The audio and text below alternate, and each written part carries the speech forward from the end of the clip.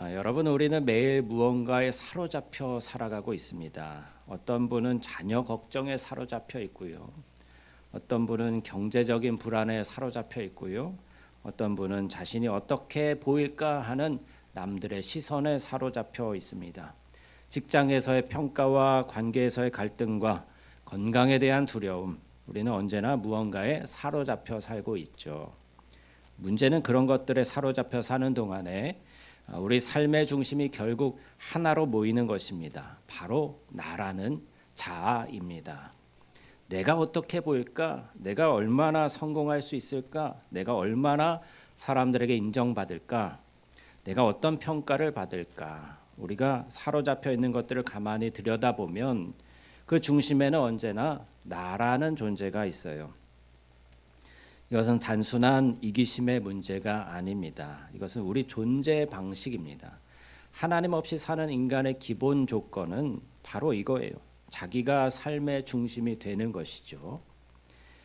우리도 이렇게 살면 안 된다는 것은 알잖아요. 나 중심으로 자기 중심적으로 살면 안 된다는 거 잘 알죠. 그래서 교회에 나와서 하나님께 예배드리고 말씀도 듣고 또 말씀을 들은 후에는 삶을 변화하겠다 결단도 하죠. 이제부터는 나를 내려놓겠습니다.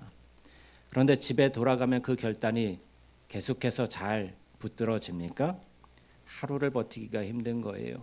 저녁 때 되면 또 남편하고 싸우고 자식들하고 싸우고 직장에서 또 누가 나를 무시하면 곧바로 자아가 꿈틀거리면서 복수하고 싶은 그런 마음도 들고 가정에서 남편과 아내와 갈등이 생기면 내가 옳다는 확신으로 상대방을 공격하기도 합니다. 그리고 다툼 후에는 밤잠을 설치면서 후회를 하면서 이젠 정말 변하겠다고 결심을 하는 거예요. 주님 앞에 회개하고 정말 단단히 결심을 하겠다 그렇게 합니다. 그런데 이상하게도 의지로 바꾸려 할수록 더 집요하게 나라는 자아가 더욱 나를 강하게 지배합니다. 더 좋은 사람이 되려고 노력할수록 오히려 내가 얼마나 좋은 사람인가를 더 의식하게 되는 역설에 빠지게 되는 것이죠. 겸손해지려고 할수록 내 겸손을 누가 알아주길 바라는 그러한 마음이 솟아오릅니다. 그렇지 않습니까, 여러분? 제시 펜 루이스라는 신학자가 이 문제를 아주 날카롭게 짚었어요. 그는 이렇게 말합니다. 바울은 단순히 변화된 것이 아니라 완전히 뒤바뀌어진 것이라고요. changed가 아니라 exchanged, 즉 조금 변화시키는 것이 아니라 완전히 사람이 교체되어진 거예요. 바뀐 거예요. 결단하여 바꾸는 것과 십자가에서 죽고 완전히 새 사람으로 태어나는 것은 근본적으로 다르다는 것이죠. 바울 사도가 말하는 것은요, 예수님이 십자가에서 죽으셨을 때 우리도 함께 죽었다고 말씀하고 있어요. 예수님이 부활했을 때 우리도 함께 새 자아로 부활했다고 말씀하고 있어요. 내가 나를 바꾸려고 한들 더욱 나라는 자아가 살아나지만 하나님이 나를 십자가에서 처리해 주시고 또 하나님께서 나를 새롭게 부활시켜 주신다면 새 사람이 되어서 이전과는 전혀 다른 사람으로 살 수 있는 것입니다. 여러분, 내가 나를 바꿀 수 있을까요? 없을까요? 내가 나를 바꿀 수가 없어요. 잘 안 바뀌어져요. 내 중심에 나가 있는 한 그 나를 내가 제거할 수 없습니다. 그런데 바울 사도는 이렇게 말씀합니다. 그리스도의 사랑이 우리를 강권하시는도다. 14절 첫 문장이죠. 이 한 문장이 바울의 전생애를 설명하고 있어요. 바울은 어떤 사람이었습니까? 아주 놀라운 사람이었어요. 로마 시민권을 가진 지성인이었고요. 당대 최고의 신학자 가말리엘 문화에서 훈련받은 엘리트였습니다. 엘리트 중에 엘리트.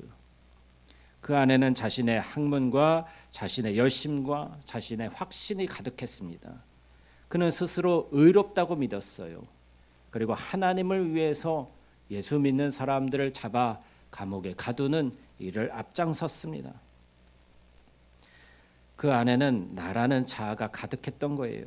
그런데 다메섹 도상에서 부활하신 예수님을 만난 후에 바울이 완전히 뒤바뀝니다. 단순히 의견이 바뀐 게 아니에요. 단순히 태도가 바뀐 게 아니에요. 단순히 행동만 수정된 게 아니에요. 그의 삶의 중심이 완전히 새로운 것으로 교체된 것입니다. 그는 빌립보서에서 이렇게 고백하고 있어요. 내게 유익하던 것을 그리스도를 위하여 다 해로 여기노라. 그가 가진 커리어들, 히브리인 중에 히브리인이요 난지 8일 만에 할례를 받고 가말리엘 문화에서 수석자요. 그러한 모든 커리어들, 바리새인 중에 바리새인이요. 바리새인이라고 하면 우리는 부정적인 인식을 많이 가지고 있습니다만 그 당시에는 하나님의 말씀에 정통하고 또 그 누구보다도 뛰어난 그러한 율법적인 그 수행과 그러한 실천을 행했던 무리들이 바로 바리새파 사람들이었던 거예요. 이러한 자랑들, 이러한 육신적인 자랑들을 다 해로 여긴다고 했어요. 누구를 위해서요? 예수 그리스도를 위하여. 그리고 갈라디아서에서는 그가 이렇게 씁니다. 내게는 우리 주 예수 그리스도 십자가 외에는 결코 자랑할 것이 없노라. 할렐루야. 십자가 외엔 자랑할 게 하나도 없대요. 여러분 자랑할 거 많으시지 않아요? 자랑할 게 나한테 없으면 내 자식 자랑이라도 해야 되잖아요. 그런데 바울 사도는 자기 자신에게 자랑할 것이 세상에서 내놓을 것이 너무나도 많은 사람이었어요. 최고 중에 최고였어요. 그런데 그 모든 것들을 다 해로 여기고 배설물로 여기고 다 버린다. 예수 십자가 외에는 나에게는 자랑할 것이 하나도 없다. 예수님을 위해서만 나는 살아간다 라고 말씀하고 있는 것입니다. 무엇이 그를 이렇게 바꾸었을까요? 그의 결단도 아니고 그의 노력도 아니었습니다. 예수 그리스도의 사랑이 그를 강권한 것입니다. 여기서 강권하시도다라는 헬라어는 쉬네케이라고 하는데요. 아주 강한 단어예요. 포위하다, 완전히 사로잡다, 저항할 수 없는 힘으로 통제하다라는 뜻입니다. 감동을 받는 수준이 아니라 그 사랑에 완전히 압도되어지는 것을 의미합니다. 바울을 움직이는 것은 의지의 힘이 아니었어요. 그는 그리스도의 사랑에 완전히 사로잡혀 있었습니다. 그 사랑의 내용이 무엇인지 알게 되었을 때 그것이 그를 사로잡아 통제한 것입니다. 여러분 예수님의 사랑에 사로잡히시기를 축복합니다. 그러면 내가 완전히 뒤바뀌게 되는 거예요. 그 사랑의 내용은 바로 이런 것이었습니다. 우리 14절 보십니다. 그리스도의 사랑이 우리를 강권하시는도다. 우리가 생각하건대 한 사람이 모든 사람을 대신하여 죽었은즉 모든 사람이 죽은 것이라. 할렐루야. 한 사람의 죽음이 모든 사람의 죽음이래요. 이게 대표성의 원리라고 합니다. 아담 한 사람이 범죄했을 때 온 인류가 범죄한 것이 되었듯이 예수 그리스도의 십자가 죽음은 우리 모든 믿는 자의 죽음인 것입니다. 예수님이 십자가에서 죽으셨을 때 나를 중심으로 살던 인간 자체가 그분 안에서 죽은 거예요. 내 옛사람이 죽은 거예요. 이것은 단순한 비유가 아니라 우리 안에서 실제로 이루어진 것입니다. 하나님이 역사 속에 개입하시고 우리 믿는 사람 한 사람 한 사람의 내면에서 일하셔서 실제적인 영적인 변화를 일으켜 주신 것입니다. 그리고 예수님은 다시 살아나셨죠. 죽음과 부활의 목적이 15절에 나오는데요. 우리 함께 읽겠습니다. 그가 모든 사람을 대신하여 죽으심은 살아있는 자들로 하여금 다시는 그들 자신을 위하여 살지 않고 오직 그들을 대신하여 죽었다가 다시 살아나신 이를 위하여 살게 하려 함이라. 아멘. 예수님이 죽으시고 부활하신 이유가 무엇이라고요? 나 자신을 위해서 살도록 하는 것이 아니라 나를 위해서 죽으신 예수님을 위해서 살게 하기 위해서 예수님이 죽으시고 부활하신 거예요. 자신을 위한 삶에서 주님을 위한 삶으로, 이것이 십자가의 목적이었습니다. 구원은 천국 가는 게 목적이 아닌 거예요. 그게 전부가 아닌 거예요. 구원은 삶의 중심이 교체되는 것입니다. 나 중심에서 예수님 중심으로 완전히 바뀌는 것입니다. 바울은 16절에서 이렇게 또한 선포하고 있습니다. 16절 함께 읽습니다. 그러므로 우리가 이제부터는 어떤 사람도 육신을 따라 알지 아니하노라. 비록 우리가 그리스도도 육신을 따라 알았으나 이제부터는 그같이 알지 아니하노라. 아멘. 우리의 삶의 중심이 나 중심에서 예수님 중심으로 바뀌면요, 우리의 시각도 달라지게 되어 있어요. 가치관도 달라지게 되어 있어요. 육체를 따라 알았던 사람이 이제는 영적인 시각을 갖게 됩니다. 육체를 따라 안다는 것은 세상이 사람을 평가하는 방식 자체를 의미하죠. 학벌이나 직업이나 재산이나 능력이나 외모나 사회적인 지위나 이렇게 겉모습으로 사람을 판단하던 시각이, 그것이 세상의 시각이에요. 세상은 그렇게 외모를 봅니다. 이 기준들로 사람을 보는 것이 바로 육체를 따라 안다는 것입니다. 그런데 십자가 이후에 바울은 이 평가 방식 자체가 무효화되었다고 선언하는 거예요. 그래서 자신이 가졌던 모든 커리어를 해로 여기고 배설물로 여기게 되는 것입니다. 그리고 오직 예수 십자가만 자랑하게 되는 것입니다. 이것이 얼마나 혁명적인 일입니까? 한 개인 안에서 일어날 수 있는 가장 혁명적이고 큰 일이죠. 바울은 당시 유대 사회에서 최상위 계층이었어요. 그의 학벌과 혈통과 그의 신분은 누구도 무시할 수 없는 것들이었습니다. 그런데 그는 그것을 전부를 육체의 기준으로 분류합니다. 그리고 그것으로 사람을 보는 것을 이제 멈추었다, 이제 그만두었다고 말하고 있는 거예요. 단지 겸손해졌다는 뜻이 아니죠. 세계를 보는 시각 자체가 바뀐 거예요. 전에는 이런 사람이었어요. 나와 이 사람이 어떤 관계에 있지? 이 사람이 나에게 얼마나 유익하지? 이 사람의 지위가 나보다 높은가? 아니면 낮은가? 이것으로 사람을 판단하고 저울질했던 거예요. 근데 이제는 달라진 것입니다. 이 사람을 위해서 예수님이 죽으셨다. 이것이 먼저 보이기 시작하는 것입니다. 제시 펜 루이스는 이 변화가 가장 먼저 나타나는 곳이 우리의 언어 생활, 우리의 말이라고 그랬어요. 십자가를 통과하는 사람은 말부터 달라집니다. 장황한 자기 변명이 줄어들고요. 침묵해야 할 때 침묵할 수 있게 돼요. 소란한 말의 홍수 가운데서도 조용히 묵상할 수 있습니다. 스스로 말하는 자는 자기 영광을 구하지만 보내신 이의 영광을 구하는 자는 주님이 주시는 말만 합니다. 여러분, 그래서 우리의 자아가 완전히 뒤바뀌게 되면 우리의 말부터 달라지는 거예요. 그래서 여러분 기도하십시오. 내 입술에 내 감정대로 말하지 아니하고 주님이 주신 말, 주님이 허락하신 말만 하게 하여 주옵소서. 이것이 내 자아가 바뀌면서 또한 주님의 뜻대로 행하고자 하는 그 의지를 가지고서 우리 말부터 훈련해야 되는 거예요. 우리의 입술부터 훈련해야 되는 거예요. 한 직장인이 있었습니다. 오랫동안 직장에서 억울한 일을 당하면서 살았어요. 자신이 얼마나 부당한 대우를 당하면서 이렇게 힘들게 직장 생활을 하는지 마음에 항상 이것을 설명하고 싶은 마음이 가득했어요. 그래서 누구를 만나든지 자기 억울함을 토로하는 그러한 말들을 쏟아냈어요.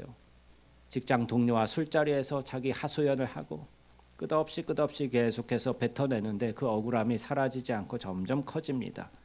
그런데 어느 날 그분이 예수님을 만나고 나서는 조용히 그 변화된 입술로 말하는 거예요. 이상하게 이제는 그 이야기를 더 이상 하고 싶지 않게 됐어. 하나님이 아시면 됐다 싶어서 그런 거야. 여러분, 중심이 바뀐 거예요. 자기가 얼마나 억울한가 보다 하나님이 어떻게 보시는가가 그에게 더 중요해진 것입니다. 그의 중심에서 옛 자아가 죽고 예수 그리스도 안에서 새 자아가 탄생하는 새 창조가 일어난 것입니다. 여러분, 화가 르누아르를 아시죠? 르누아르는 말년에 손가락을 움직일 수 없을 정도로 관절염이 심했다고 해요.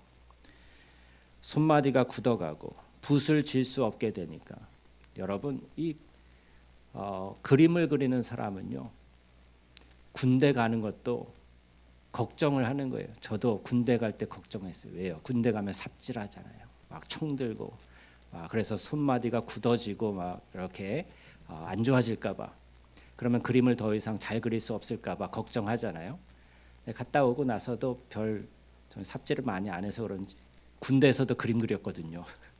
남들이 삽질할 때 저는 간부 숙소에 벽화를 그렸습니다. 그리고서는 포상은 삽질한 사람이 아니고 제가 받아가지고 휴가를 갔다 온 적이 있어요. 근데 이 류머티즘, 이제 관절염에 걸린 이 르누아르가 계속해서 그림을 그리는 거예요. 그의 손은 이미 그림을 그리는 손이 아니었어요. 그런데 계속 그림을 그립니다. 어떻게 그렸을까요? 간호사더러 붓을 손에 묶어달라고.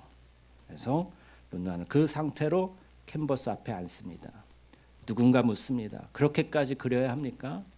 르누아르가 이렇게 대답하죠. 고통은 지나가지만 아름다움은 남는다. 고통을 통과하자 그 후에 아름다움이 드러난 거예요. 그의 말년 작품들을 보면 이상한 것을 느낄 수 있어요. 젊은 시절의 작품보다 그 말년의 그림이 더 부드럽고 풍요하고 따스합니다. 굳어가는 손에서 나온 선이 오히려 더 유연했습니다. 손이 약해질수록 그의 내면이 캔버스에 더 깊이 스며든 것 같아요.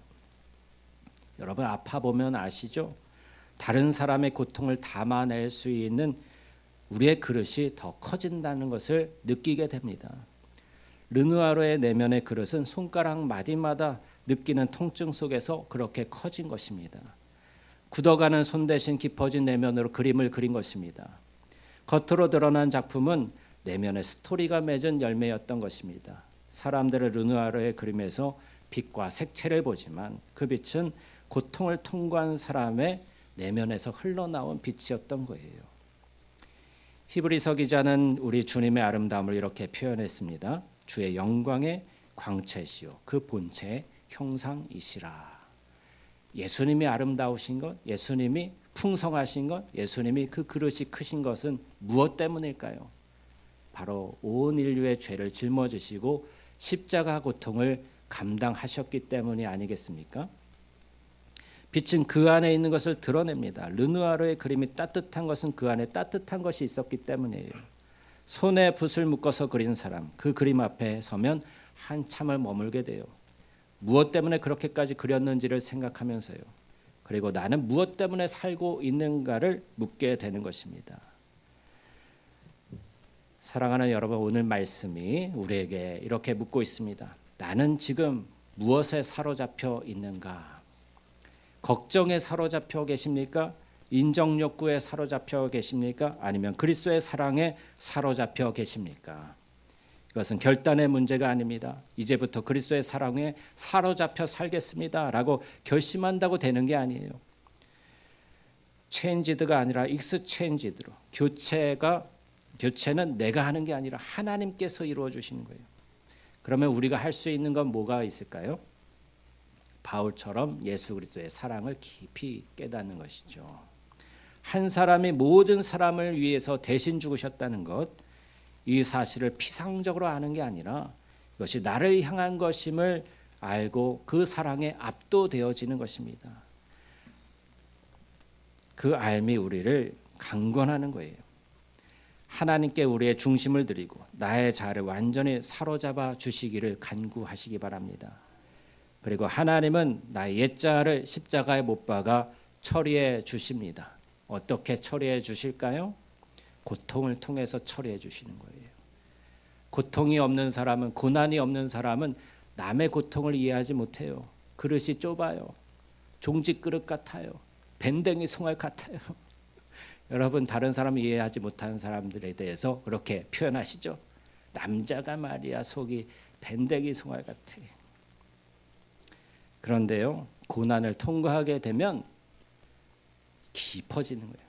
넓어지는 거예요. 바다와 같은 것이 되는 거예요. 여러분 모든 물들이 모여서 바다로 흘러 들어갈 때 그냥 물만 흘러가는 게 아니잖아요. 그 안에 있는 자갈들, 돌들, 모난 그러한 모든 것들이 다 같이 쓸려 내려가면서 물에 깎여서 부드러워지고 작아지고 쪼개져서 해변가에 작은 모래알로 변하게 돼요. 금빛 모래알로 변하게 되어서 그 모래알을 밟는 우리들의 발이 다치지 아니하고 부드럽게 감싸주는 경험을 하게 되죠. 이처럼 바다는 모든 사람의 아픔을 깎고 또 그것을 다 품고 내려가서 다 받아주기 때문에 바다인 것입니다. 하나님께서 우리에게 고통을 허락해 주신 것은 우리의 내면이 깎이고 다듬어져서 모든 사람을 품어줄 수 있는 넓은 바다와 같은 풍성함으로 이루게 해주시기 위해서 우리에게 고난을 허락해 주시는 거예요. 우리 옛 자아가 십자가에 죽고 새 자아로 거듭나서 살게 하시는 것이죠. 그러므로 여러분, 고난이 오면, 고통이 오면 그것을 피하려고 하지 마십시오. 하나님이 나의 자아를 십자가에 처리해 주시는 과정이니 기쁨으로 받아들이시기 바랍니다. 그리고 그것을 잘 통과하시기 바랍니다. 그때 삶의 중심이 교체됩니다. 그때 우리는 사람을 보는 눈이 달라집니다. 그때 우리는 입술이 변화되고 선한 말로 열매를 맺게 되는 것입니다. 이제 우리는 우리 자신을 위해서 살지 않고 우리를 대신하여 죽었다가 다시 사신 예수 그리스도를 위해서 사는 사람들입니다. 그것이 십자가로 인해 변화된 가치관이요, 그것이 새 창조이요, 그것이 복음입니다. 그 복음이 우리에게 실제가 되도록 하시는 하나님의 손길에 여러분 자신을 기쁨으로 맡겨드리시길 바랍니다. 아멘. 기도하겠습니다. 우리